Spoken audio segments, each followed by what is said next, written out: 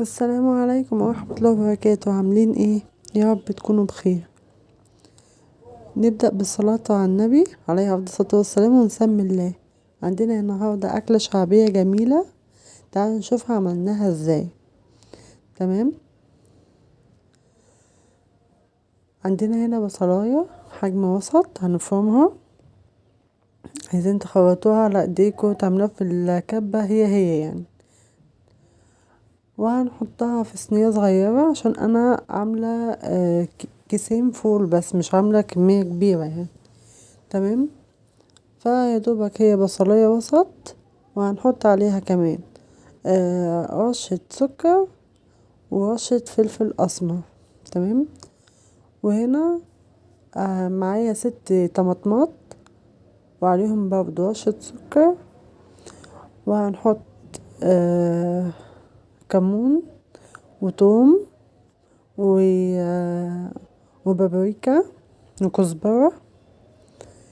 عايزين تحطوا 7 بهارات براحتكم، مش عايزين انا عن نفسي محطتش، لان اصلا الفول بيبقى فيه كل حاجة، بيبقى فيه التحويجة بتاعته يعني. تمام. يعني انا مش جايباه سادة، بيدي طعم على فكرة. في ناس بتحب تجيبه سادة بس انا حبيت ان انا اجيبه محوج، بيبقى طعمه احلى. انا هنا حطيت اهو الفلفل الاسمر ورشة سكر برضو كنت حطاها تحت اهي. تمام. وهقلب ده كله بيدي طعم. ما حطيتش فلفل اسمر في الطماطم بقى خلاص.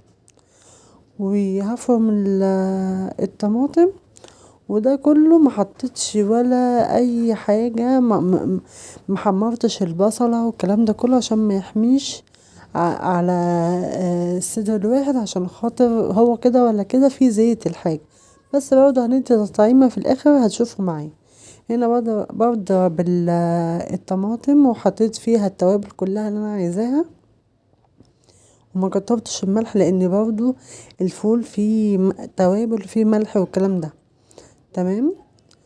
وهنا خليهم يتسبكوا بقى مع بعض ني في ني كده. وفي اللحظة دي هشوف بقى انا مثلا هعمل ايه، احمر معاهم مثلا حبة البطاطس، الكلام ده كله، اخرط بطاطس الكلام ده، مش اللي انا مثلا هبقى واقفة مستنية. قرب ما هي قربت تتسبك حطيت عليها كمان ايه، يعني مش هقول نص معلقة، ده ربع معلقة كده زي ما انتوا شفتوا كده، معلقة طعام سمنة، ربع معلقة، اقل من نص كده زي ما انتوا شفتوا كده ممسوحة خالص. وهسيبها برضو تكمل تسبيك شوية، وبعد كده احط بقى الفول. هنا معايا كيسين فول، لو انا هحط اكتر من كده طبعا هزود الكمية بتاعت البصل والطماطم، وبالذات الطماطم، لان الفول بالطماطم اسمه فول بطماطم، يعني اهم حاجة فيه الطماطم، بيدي طعم فيه حلو قوي. ومادام في طماطم يبقى فيه لازم نسبة السكر اللي انا بحطها دي. وزي ما انتوا شايفين بقى السبك وبقى جميل ازاي، تحفة. لازم يبقبق ويعمل الوش ده، هو كده تمام قوي. تعالوا بقى نعمل حبة بطاطس محمرة مع الأكلة دي، هتبقى لايقة قوي، أو بطاطس مهروسة حسب نفسكوا يعني.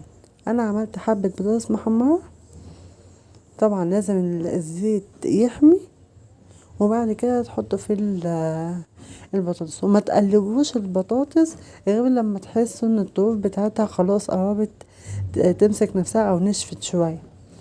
تمام. اول ما تلاقوها كده تقلبوها تقليبه كمان وفيش دقيقتين كمان، وتشيلوها على طول. انما لو قلبتوها في الاول هتتهري. تمام.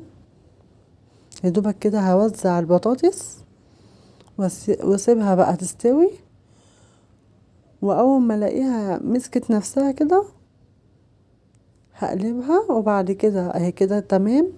هقلبها بقى وبعد كده اصفيها، ولو صفيتها كويس يبقى من غير مناديل يعني في الطبق. لو مثلا المصفى بتاعتكم لا بتشيل زيت، لا لازم تحطوا مناديل في الطبق. انا هنا صفيتها كويس فما احتجتش ان انا احط مناديل جوه الطبق. بس كده اكلة جميلة وفي نفس الوقت مش هتحمي ولا اي حاجة. ما سبكناش بقى البصلة وحمرنا والكلام ده كله، البصلة وكده وتحمي، لا، ولا الثوم، لا، كله ني في ني كده، وجميلة جدا وطعمة جدا. اتمنى تجربوا الوصفة بالطريقة دي، ويا رب تنال اعجابكم، وبالهنا والشفا. وقولولي رأيكم فيها بعد ما تجربوها. سلام.